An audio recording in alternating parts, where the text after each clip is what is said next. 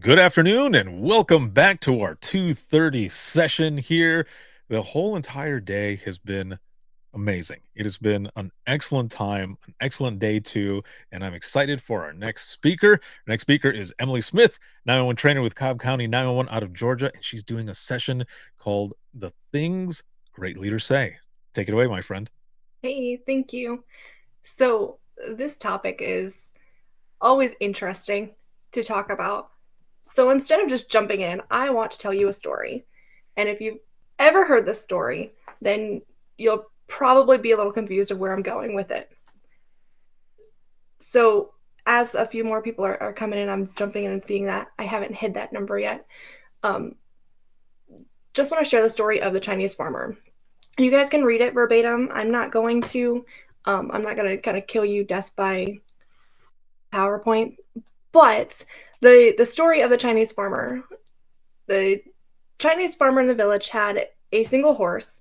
He wasn't that well off, and he goes and my sticky note is not there yet. It is about to get covered by a window. But that Chinese farmer had the horse. He was making it, making ends meet, and his horse ran away. So everyone in the village came and they said, "Oh my gosh, this is the worst thing ever. I'm so sorry you lost your horse." And he said, maybe it's the worst thing ever.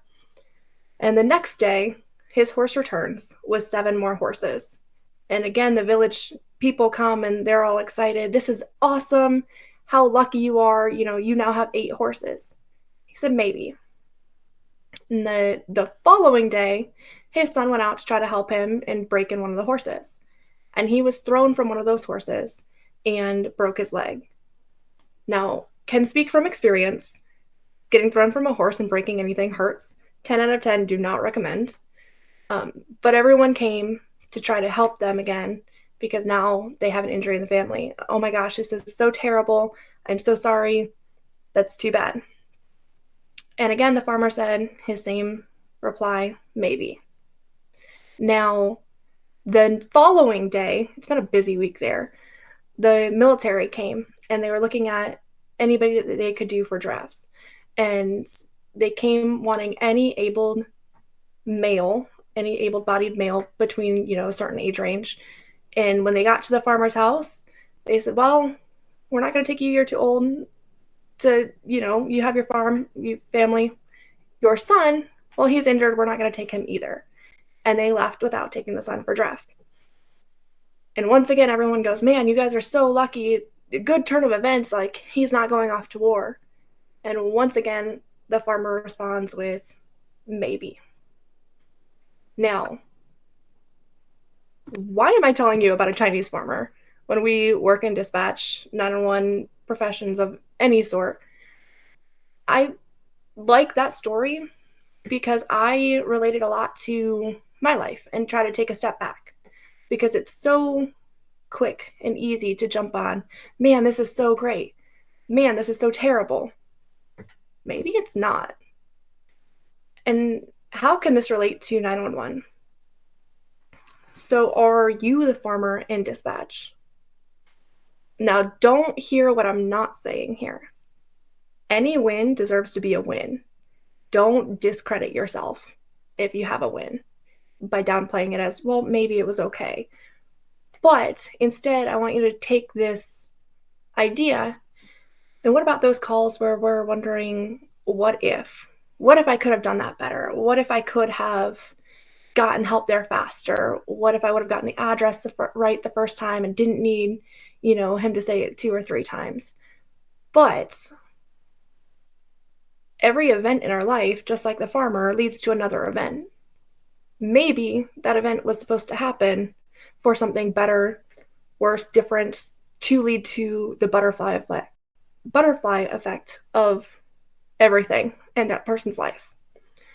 And I know personally, I caught the tail end of the last segment, and the one sentence that I heard was, the PTSD and stuff. That was maybe terrible, but a great thing to happen for that individual. For me personally, some of the worst experiences I've had have led to some of the best friendships, the best outcomes, within the community, within, my personal life. So maybe what you're seeing as one way is life's way of going where it needs. Now, for that farmer, my questions that I thought about when it related to 911 was, how did he impact those around him? Was he thought provoking? Did he share his own experiences? We only get part of the story. But how can that relate to me? How can I impact those around me? And how can I impact my thought process? And just that one word can change how you think of things. Now, is the farmer a good leader? I think that we don't have the full story here, right? We only have a little bit. But I will say that he's pretty calm under pressure. He might make a good 911 dispatcher. He may, if he ever wants to change fields, be great at it. But that story alone has changed how I view a lot of things in my life. And I just wanted to share the story of the farmer. Now, actually, too, who am I and why am I talking to you about leadership? Um, Again, Emily, and I have been a dispatcher for 8+ years. I have been in search and rescue for about a decade, kind of phasing out of that now. And I've been around a lot of great leaders, whether my personal life, whether it's professional, um, whether it's medical and doctors. Now, I am also a zebra in some people's opinions, a spoonie in others, um, but a chronic illness warrior. And it was a lot for me to start accepting that. I hate sharing that side of me, the side that it feels like I might be broken or not enough on some days or anything of the sort. But at the end of everything, I I am a chronic illness warrior, and I overcome those things every day. And that's a huge part of me, my job, and everything. And as Gary says, I'm a poster of cool hiking pictures. Yeah, when I can, I like going and exploring. That leads to my next point: an avid adventurer. I'm a firm believer that the best education you can get is through experience. And with that, I want to experience basically everything. So a little bit of FOMO there, maybe, but a little bit of, I want to learn. I'm a lover of learning new things, and I end up going down a lot of rabbit holes. And some of those rabbit holes are just trips that I want to take. So I jump in my car and I go when I can. But everyone, no matter what their profession, has those sides of them. I just wanted to share a few. Yes, I'm a dispatcher, but I'm also so many other things. And I think so many leaders are other things. So I just kind of wanted to share all of those points. But this is me. Now I want to jump in with the basics because we already established I like to learn new things, and I'm kind of a nerd. So with that, let's define. And when I got into this, I I always start with the basics. Let's define and then build. I looked up just the definition of a leader, and I didn't like it. The person who leads or commands a group, organization, or country. I tend to go more with Simon Sinek. A lot of us have heard at least of him and his leadership views, especially this one quote: leadership is not a rank or a position, it's a choice. I'm a firm believer that you do not have to have that title to be a leader. You have to choose to be a leader, whether that's of a group of people, whether that's just of your life, whether that is just the leader of your day specifically. You're still a leader. And there are so many people that are formal leaders, whether it's directors, CEOs, CIOs of big companies, or even on a smaller scale, supervisors, managers, CTOs, or training officers, all leaders. And it might be a small scale, but that scale is still leadership. You're still being looked at in that position. If you don't hold any of those positions, you still have everything around you to lead. Yourself is the most important thing. So, with that, again, if you start with the basics, what are qualities of great leaders? And if you guys have any other ones in here, please jump in the chat with me. But I simply looked and the AI has kind of gone everywhere. But I wanted to take this little snip of what Google AI had brought up. And it said that a great leader possesses qualities like integrity, strong communication skills, motivates others, actively listening, and demonstrates empathy. Those all sound really good. I would want leaders to have that, the leaders around me. And in the work of communications in 911, a lot of those seem like, well, they're needed. Empathy, communication, active listening. We've got to do those on calls. We've got to do that for those around. But how can we do these things? Now, words are actions, and everything starts with the words that you say. So, looking at how we speak, whether to ourselves or to others, those around us, and how that can impact others, might be where we need to start. So, my question when I started this, and I'll actually tell you the story of why I started this session in the beginning. I had a supervisor tell me one thing, and we will actually get to this because I brought it into this. And I thought, man, I wish more supervisors and more leaders said that. I wish that I heard that more often. Like, that's a great quality to have. I appreciate that. And then I had previously other people, leaders or anything, when posed with that same kind of situation, say almost the same thing. And you'll get to what I'm saying here in a second. Now, what are some of the things that great leaders say? We are going to start off strong with the one that started this whole thing. Great leaders say, I don't know. It's okay not to know everything.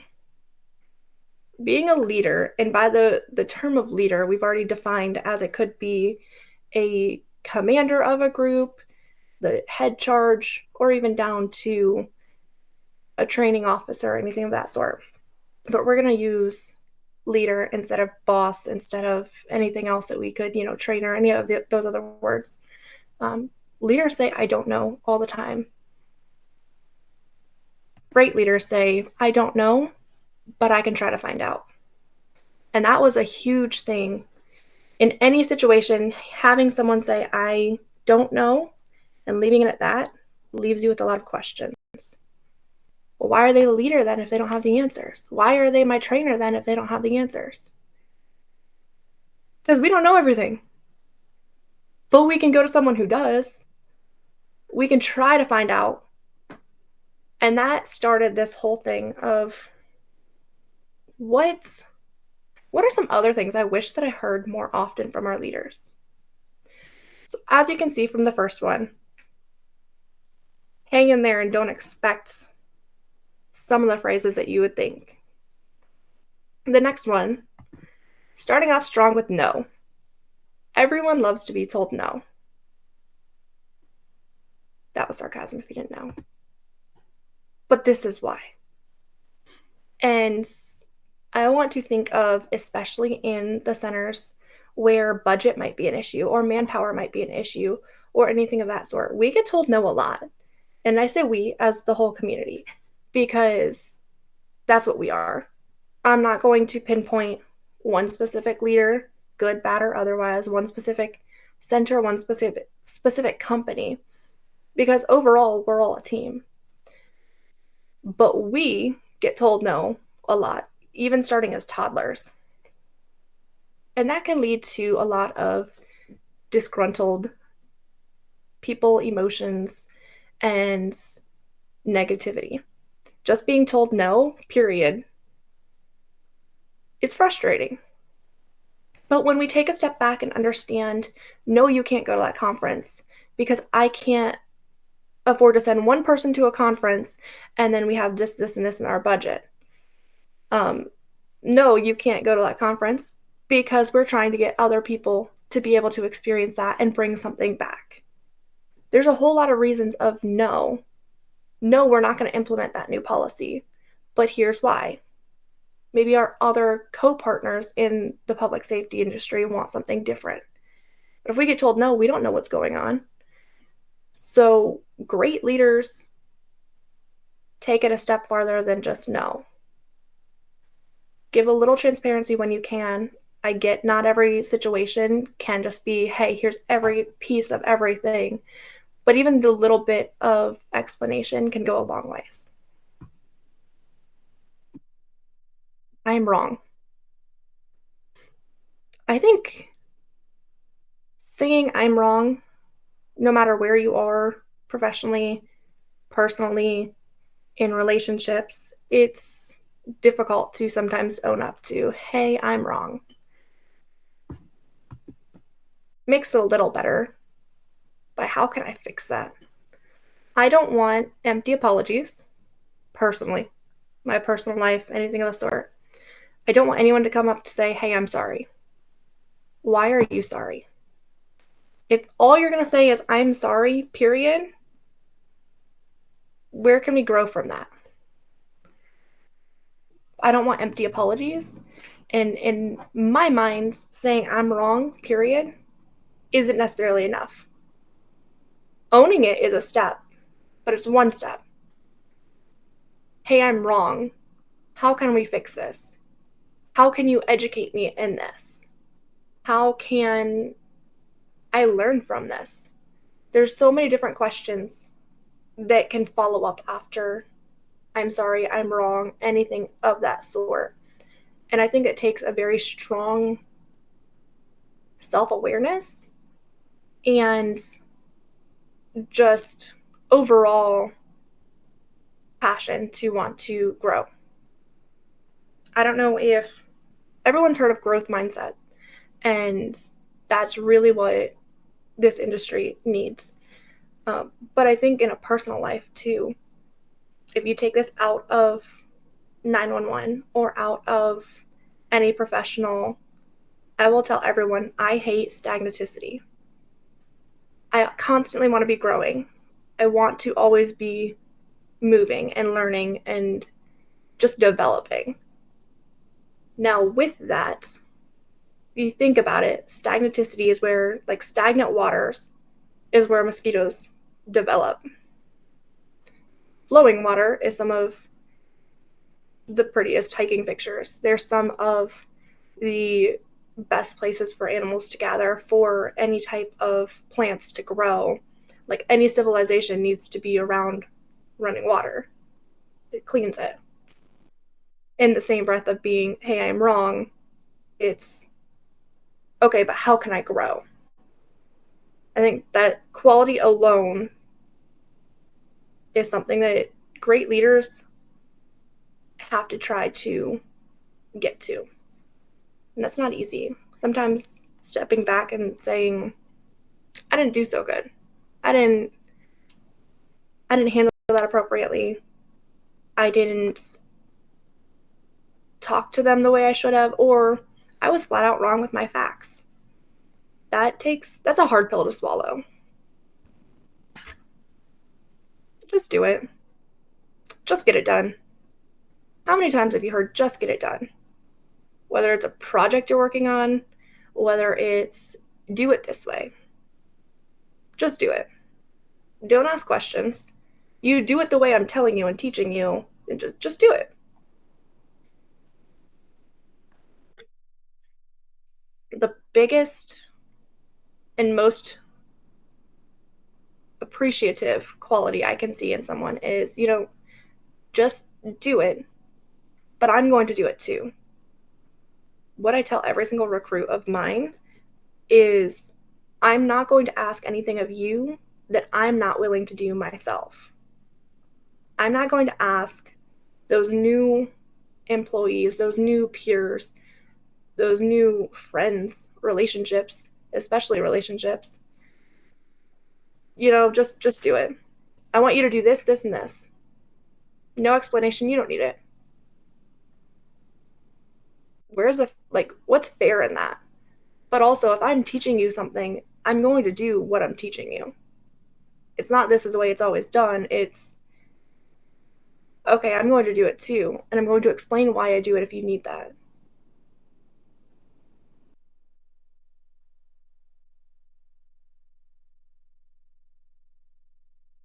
I have heard this only really from one specific person of a situation. This sucks. Now, if you guys saw me last year at this conference, I spoke about a time in my life that really sucked. And I actually shared another Simon Sinek video of sitting in the mud. And there have been a few people in my life who have sat in the mud with me and been able to tell me, this sucks. And the whole point of that video is sometimes you don't need to pull everyone out of that mud. Sometimes you just need to sit there in the mud and get dirty and let the rain just come down on you too and sit there with your people. Because sometimes they're not ready to get up and do what they have to do to get on with whatever they're dealing with. Just acknowledging this sucks doesn't do a whole lot. But acknowledging, hey, this sucks, but we're working for it to get better, makes a huge difference. Everyone around us, especially in our job, we have those employees, those coworkers, those peers that are a little disgruntled. Might be great at the job, but they're just a little bit disgruntled.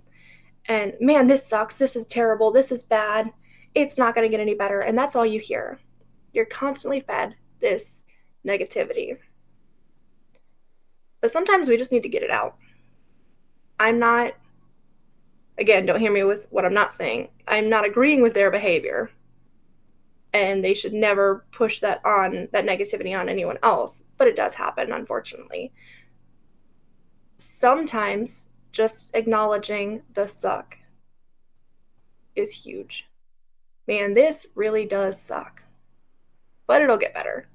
And that was the one specific quote that was told to us. Like, whether you're going through a new CAD upgrade or installation, a new phone upgrade or installation, you have a whole lot of new features coming out with the videos, the texting to 911, all of those things, that there are some people that may not like it.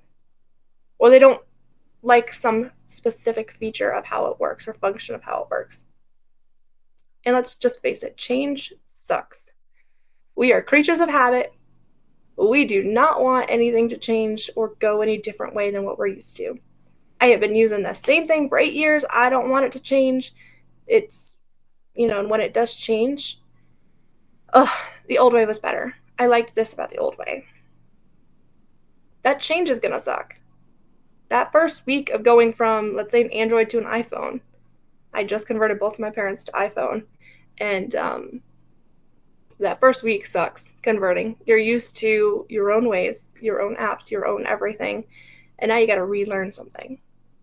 You got to change something. But it does get better. After that first few days, Mom was pretty proficient and able to navigate her phone without asking for questions. It does get better. Dang, this keyboard sucks. But it gets better once you get used to it. So having a leader just take that second to acknowledge, man, this is really crappy. But it's going to get better. Here's what we're doing to get better. How can you help? And allowing that openness of Yeah, it does suck. You keep it real, but now let's grow on that. Let's move forward with that.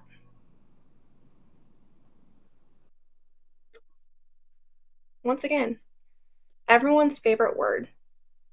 And I think we develop in toddlerhood the dislike of that word. Nobody wants to be told no,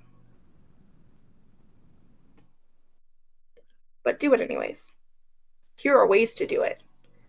Again, I use examples of the conferences. And unfortunately, we can get told no. Valerie, us 911 professionals are famous for I hate change, as well as everything is awful and we need to fix it. Yes. It is so hard to navigate that change. And sometimes just being able to say, like, man, this is trash. Okay, now let me try. It's going to get better. That second of acknowledgement really does help because it allows us to say, okay, this sucks, and then go. And especially with change, we want to, I have found with a lot of people in a lot of places, 911 and otherwise, that toxic positivity of everything's great. There's everything's fantastic. You will love it here. All of these things. Sometimes that's not what's needed. Sometimes we just need a second for those of us around or above us to say, man, you're right. That does suck. And then we can move on and we can grow. So that toxic positivity of everything's fantastic, everything's rainbows, everything, we've got to be real. And it is, you're right, the fear of leaving the comfort zone, it's hard. And the best growth lies outside of that comfort zone.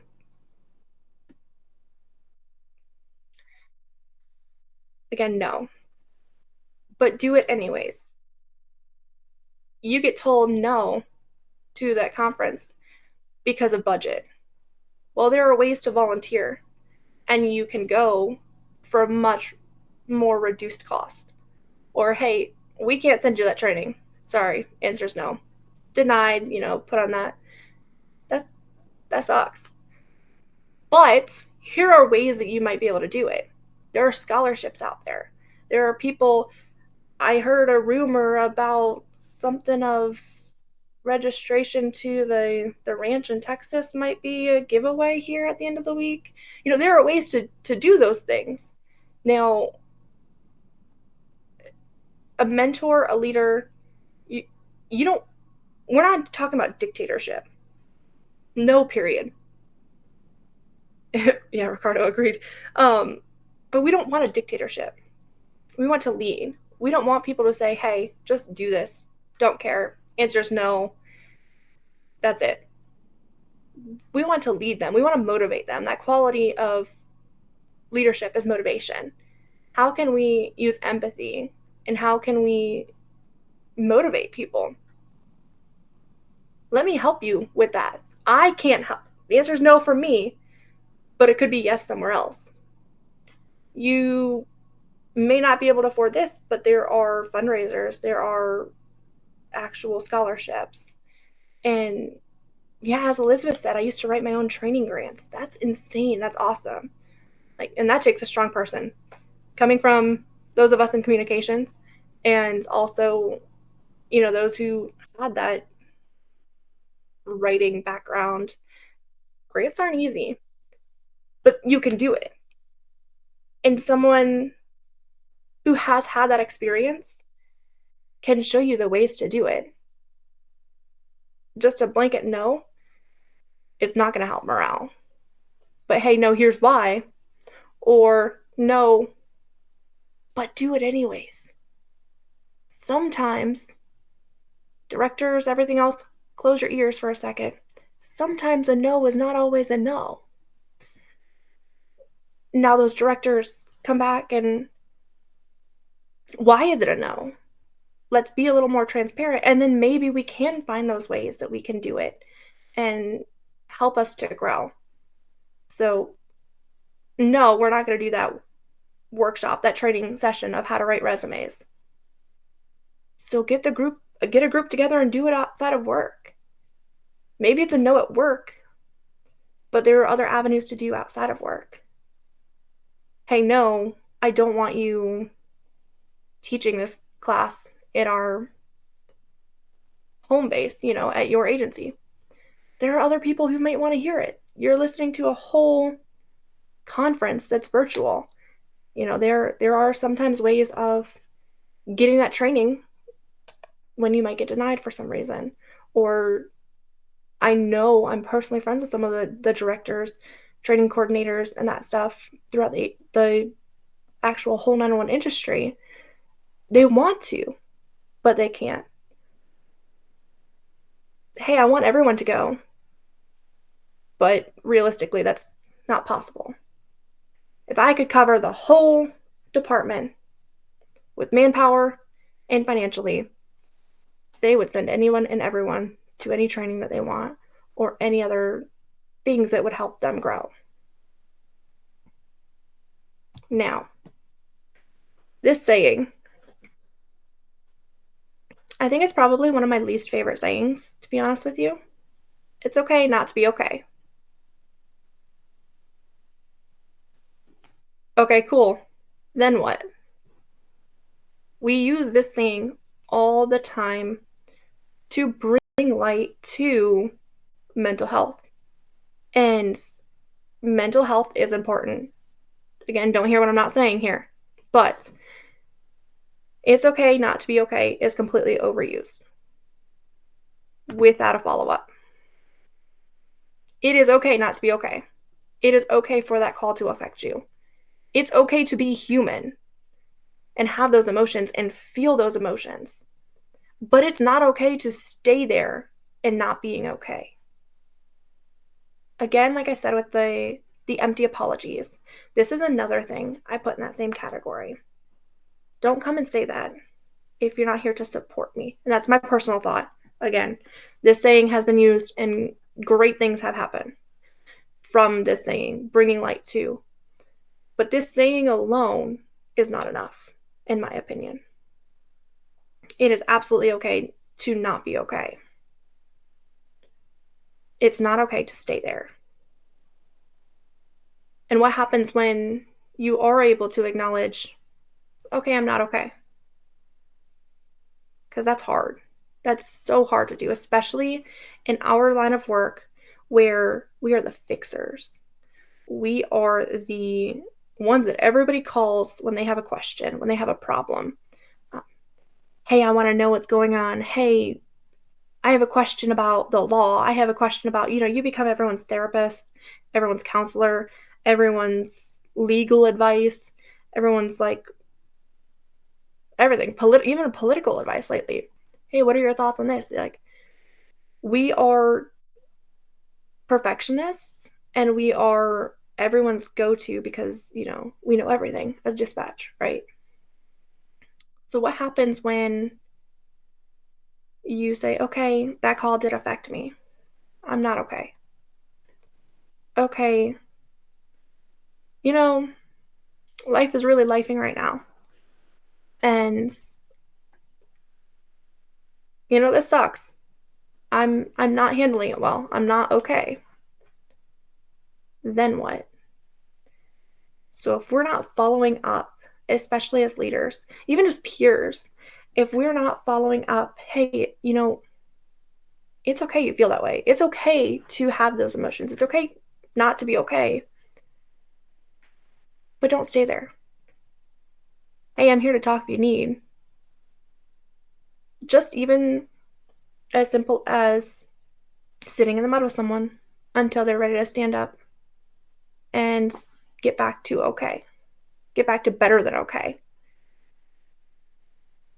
I just have heard so many times, life does life sometimes, yeah. I've heard so many times of people saying, it's okay not to be okay. And then what? And it's okay not to, but it's not okay to stay there.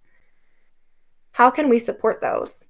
Even just taking a second to, hey, If you want to talk, here's my cell phone number. That call really, I read that call, you did a great job, and leaving it at that. Or, hey, do you want to talk about it? If we say no, okay. But as a leader, as any of that, it's not only empathy. How can we make sure that our people are okay? And we've talked about it a million times of the mental health pandemic, and it's so real. Like it's finally acknowledging all of the dark things that nobody wanted to talk about for so many years. But now let's support each other, especially as leaders, support our people. And here are avenues. Here's peer support if you need peer support. Here's just me being a decent human. And hey, I'm here. Hey, hope you have a great day. Anything of those, just that little support adds to that. But it's okay. It's not okay to stay there. And making sure that we're not staying there is a huge thing.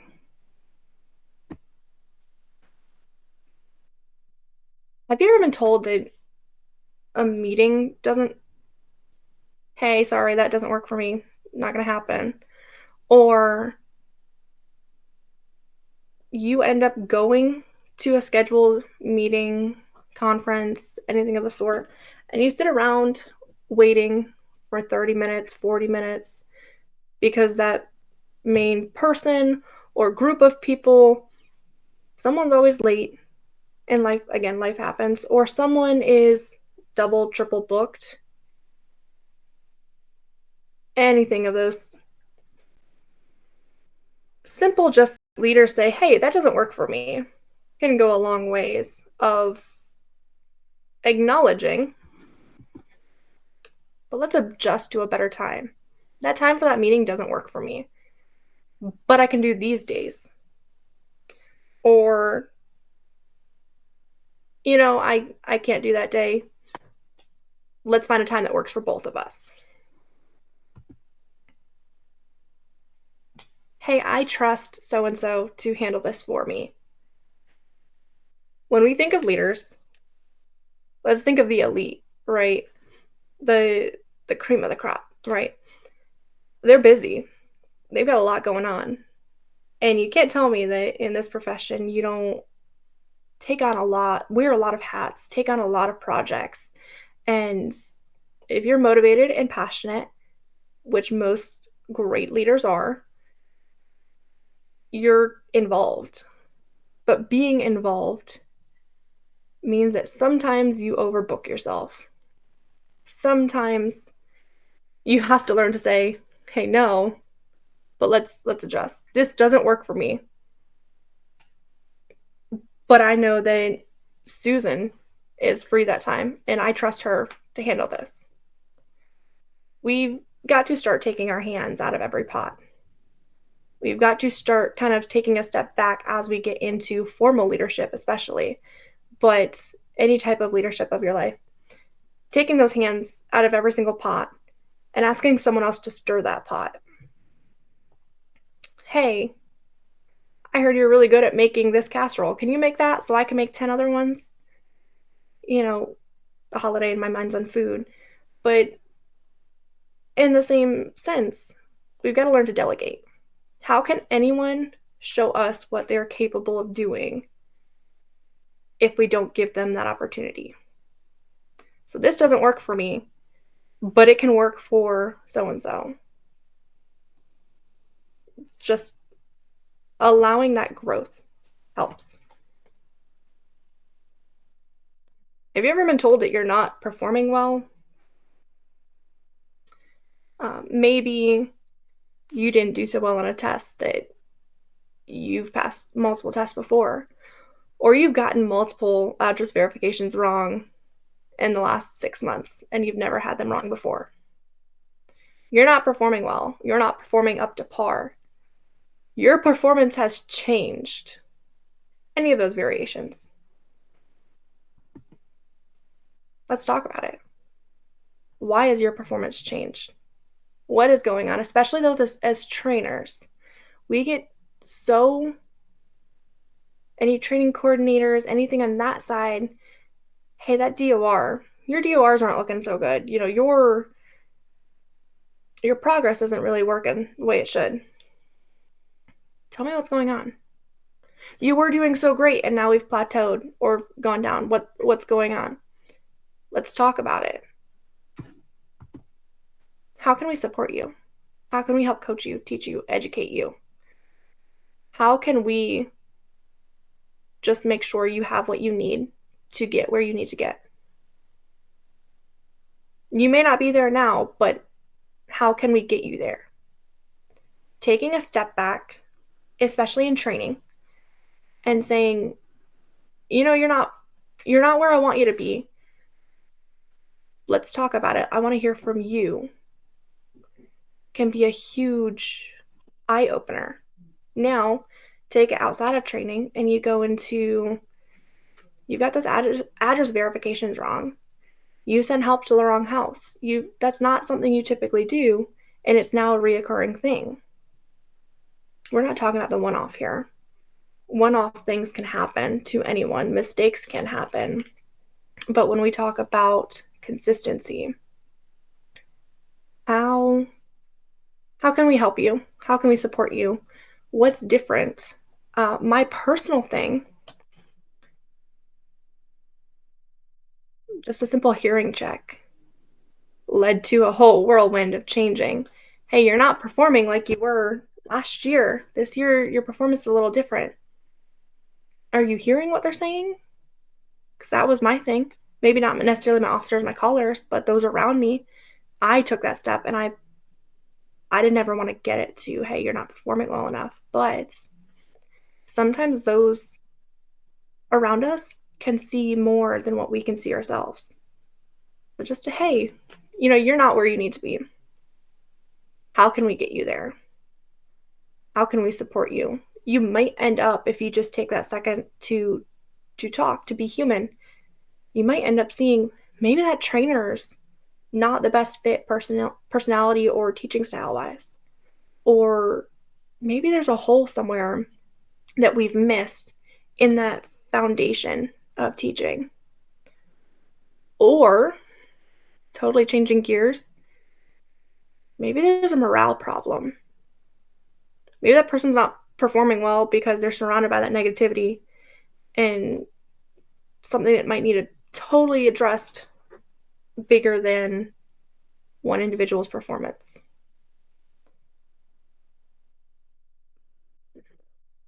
And this last thing, nothing. Some of the best leaders in my life have said nothing. One, actions speak louder than words. Okay, cool. We can all get down with that, I'm pretty sure. But I don't want empty apologies in my life. I don't want to be told promises that cannot be kept. I would rather hear nothing or them not speak on whatever topic than be told promises that were never meant to be kept. Empty promises are as bad or worse than empty apologies. Sometimes the best answer is just not to say anything. I will say to every officer that I've ever met, and I will even say to every person answering the phone, especially in 911, you can talk yourself in and out of a lot of trouble. You can talk yourself into that caller cursing you out, or you can talk yourself into calming them down. Sometimes not saying anything about a specific topic does that same effect. You can talk yourself in and out of a lot of situations. And by this, you can talk yourself into a lot of situations of negativity, of people not trusting you, of people realizing, maybe that's not the people I want to surround myself with. You can talk yourself into a lot of bad situations. When if you didn't make those promises, or if you didn't make those comments, never would have been a thing. I say promises because that's going to be the biggest thing, right? Anyone stepping into any new position, hey, we're gonna do all of these things. I mean, not to necessarily bring politics And but if you take a look at just some politicians, if they would just have not opened their mouths about certain things, they wouldn't have been huge things. They wouldn't have gone and blown up as much as they did if they didn't talk themselves into bad situations. Those bad situations might not have ever been there. We talk ourselves in and out. Sometimes the best thing is to just leave it where it is. Now, I'm not saying to avoid, very different things. I don't ever want to just avoid something, but I don't want to say something that's not necessarily needed or could be harmful for myself, my agency, or my peers, my friends, anywhere in my life. So sometimes, as you see, one thing I've noticed with those that I surround myself with, those who lead, and those are the best examples of people that I have seen, it's just the simple additions to what others are already saying. A good leader can say, I don't know. And accepting that and recognizing that is a big thing. But adding on, hey, I'm going to try to find out for you. I want to know too now. I'm going to educate us both. That takes a leader from being a leader to being a great leader. Knowing that, hey, I can trust them because if I have a question, they may not know everything, but they're going to find out who to ask. They're going to find out where we can get that information. They're going to find out the why, because the why of what we're doing, the why behind that policy. Break it down. That way I can understand. Because maybe a no isn't a full no, it's this is why. Now, you've heard me say at least 10 examples of what some great leaders say. What are some other things that great leaders say that set them apart? I want to hear from you guys. Like, I hope that this kind of shifted your thoughts of sometimes some of the things we say, we're almost there. Just a little bit more understanding or a little bit more said or done is a huge step. I know that, like I said before, words are actions. And every single thing that you do starts with actions and those words that you say. Now, as you guys are thinking about, some of the things the leaders in your life have said, good, bad, or otherwise, or just simply what are some things you wish that you heard more often? Because that's what started this all. Man, I wish that I heard that more often. That's a great quality. I personally want to take on that quality.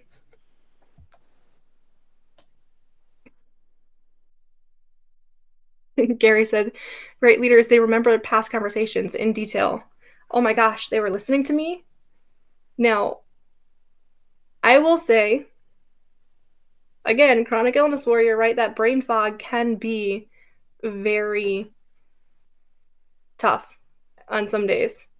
So I might not remember all of the details, but at least we'll remember who you are, But no, you're right. Having them actually know who you are and the conversations you had, that's huge. Let's aim for progress, not perfection. That's huge. Again, that growth mindset that I don't think a lot of people really think about until they're in the act. We want progress. We want to always build on to what we're learning or where we're going. That's great. So what I'm hearing is, yes, I hope everyone in the beginning of their career gets told and explained like the circle of communication. And feedback is the most important part. Making sure that you understand what that other person is saying. It's clear communication, but it opens that feedback. Okay, Ricardo, back in school there was a quote that was shared. The best designer is no one to stop. Yes, that's true. I've kept that close. Sometimes we get in our head. And I agree. I completely agree. That's really hard to do And as a leader, like that whole hands in every pot. Sometimes you've got to know when to step back or when to just stop and change directions or anything else. Lori says, I believe in you. Absolutely.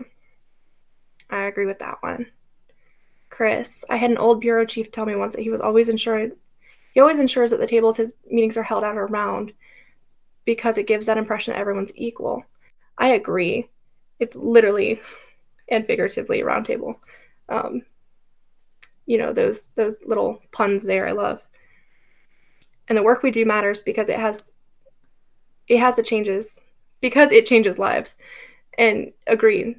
So with me, I want to make sure you guys know at the end of the day, and at the very least, you are the leader of your own life, your own success, and your own story. You may not have that formal title, but that's not necessarily needed because you lead your own life and your own decisions every single day and your own attitude.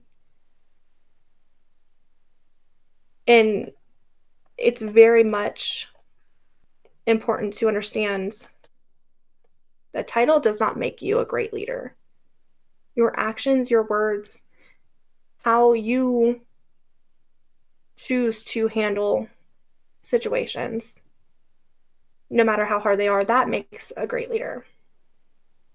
I know when I was talking to my supervisor kind of about this whole topic, he made that comment, how someone leads their own life, it shows me how they need to be in my life.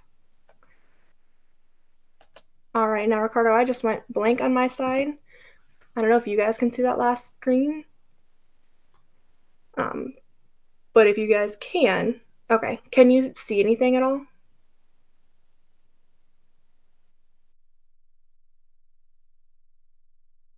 Okay.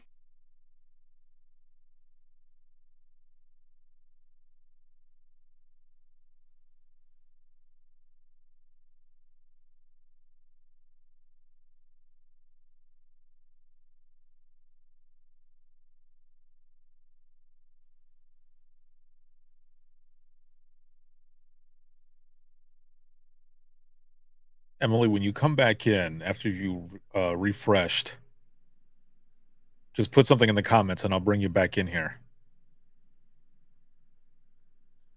Hello, everyone. Welcome back.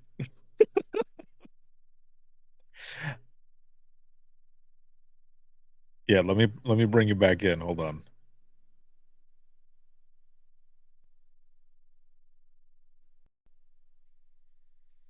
Yes, yes, Josephine. That's fine. Technology.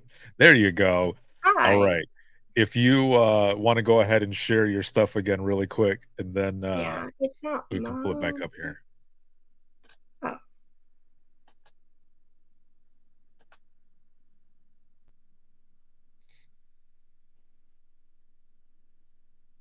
okay. And just this ending, you guys, I can see it. There it is. Cool. Yeah, just to end with this is me.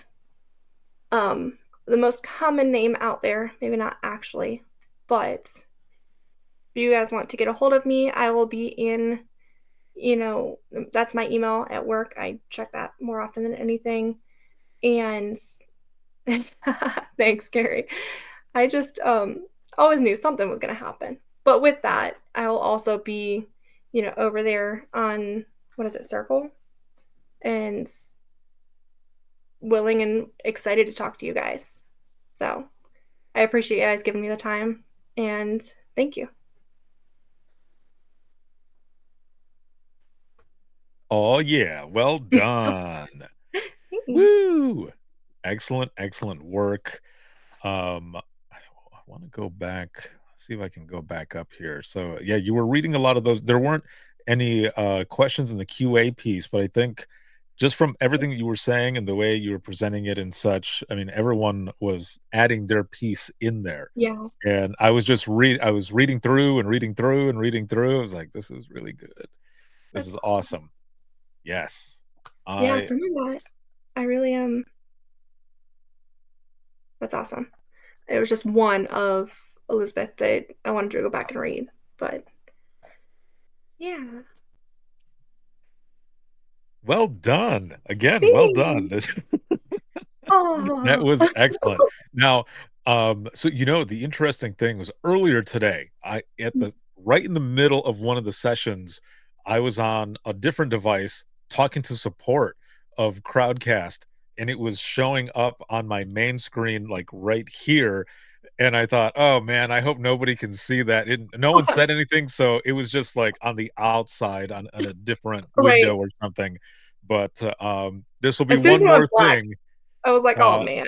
I know, I know, I was like, "What the heck, man? What's going on?" But, And all hey, it was just, like, my information, so I was like, "No, no, it's fine, like, worst case, it's fine." hey, But you just like Gary said, you stayed calm and you continued, makes a good leader as well. Yeah, thanks. there you go, man. We had this planned. It was all part of Yeah, it was the exactly. That's it, it you know? was all part It of the worked so presentation. well. I know. She even did the hair It flip. worked so well, exactly how planned. Yes. Thank you, technology. Uh And what's interesting is sometimes the people um, who made this, platform, Yeah. they're sometimes in the sessions. Oh, So they probably have seen some of this stuff and they're probably like, "All right, we gotta see some of yeah, these let's other figure things." that out But now. Yeah. yeah. But, Mhm. no, again, excellent. I love the engagement, the message, the presentation. It is always a great time to have you on and have you, give presentations and such, and everybody was engaging, and, Yeah, the stuff that they had in here. What's awesome about this too, and some folks have asked in the other, sessions, but if you ever come back for the replay, yeah. which I know a lot of people do, the entire chat, everything in the chat remains. Which So is if there was awesome. something, yeah, that you saw that you're like, "Oh, I hope I can go back." Yeah. These sessions are gonna be up for forever, basically. As long Oh, as I have this account going, they're always gonna be up there, and I'm gonna be moving all of this stuff to the YouTube channel as well for Within the Trenches Media and the, Dare to Be Great series there for all of those. It's over 200 something hours worth of free right. continuing education. Yeah, so all of I this just wanna stuff say is there's still 908 stays there. people. 908. I know, from around the world. Hello, Oh. everyone all over the world.